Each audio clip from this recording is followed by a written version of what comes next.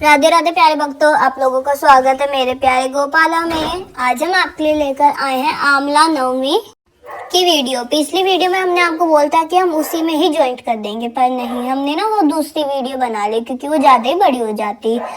तो इस वीडियो में हम आपको बताएंगे आंवला नवमी कब मनाई जाएगी, किस तरह मनाई जाएगी, उसमें क्या क्या आप उपाय कर सकते हैं, क्या क्या वो शुभ मुहूर्त है। तो सारा आपको इस वीडियो में मिलेगा। आप सभी को अक्षय नवमी की बहुत बहुत शुभकामनाएं। आंवला नवमी यानी कि अक्षय नवमी का त्योहार दीपावली के बाद कार्तिकेय मास के शुक्ल पक्ष की नवमी तिथि को मनाया जाता है, जिसे धात्री पूजा या फिर कुष्मांडा नवमी के नाम से भी जाना जाता है।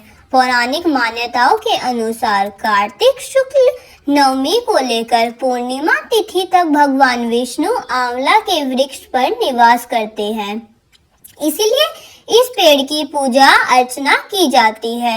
यह कहा जाता है कि इस दिन भगवान श्री कृष्ण जी अपनी बाल लीलाएं का त्याग कर कर वृंदावन की गलियों को छोड़कर मथुरा चले गए थे, और यह भी मान्यता है कि आज के दिन ही आंवला का कृष्ण हुआ था, और इस दिन आंवलाओं के नीचे पूजा और अर्चना की जाती है।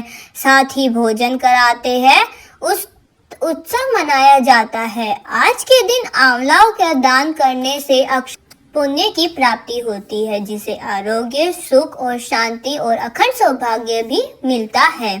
इस दिन किए गए दान से मिलने वाला पुण्य कभी भी समाप्त नहीं होता है, यानी अक्षय हो जाता है। जिस तरह तिथि के दिन दान पुण्य किया जाता है, उसी तरह आज के दिन भी मान्यता है। इस दिन सुबह जल्दी उठकर स्नान ध्यान करने के आंवले के वृक्ष की पूजा शुभ मुहूर्त में करनी चाहिए। आंवला के वृक्ष की जड़ को में दूध, जल, अक्षत और चंदन आदि अर्पित करने के बाद एक दीपक जलाना चाहिए और भगवान विष्णु के मंत्रों का जाप करना चाहिए।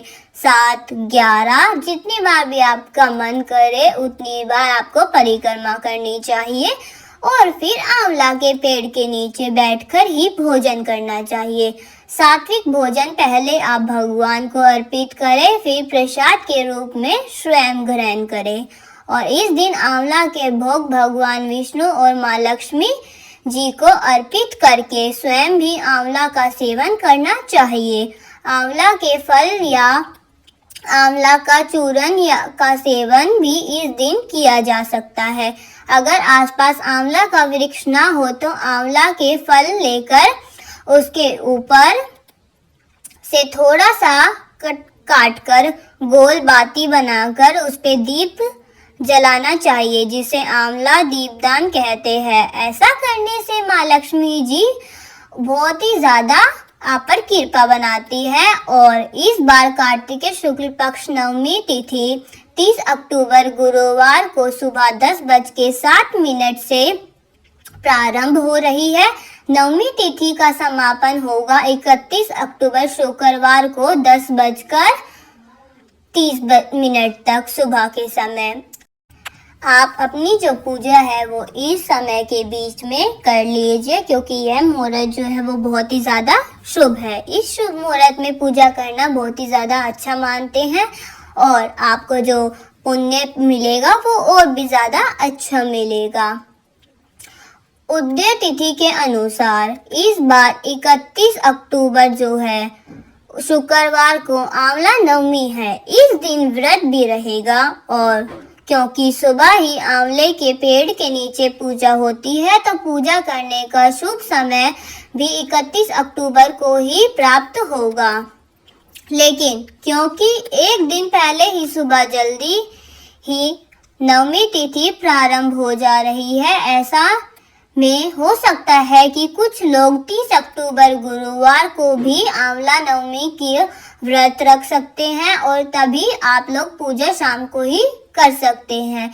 31 अक्टूबर शुक्रवार को सूर्योदय होता है 6:35 पर और सूर्यास्त का समय रहेगा शाम 5:45 पर।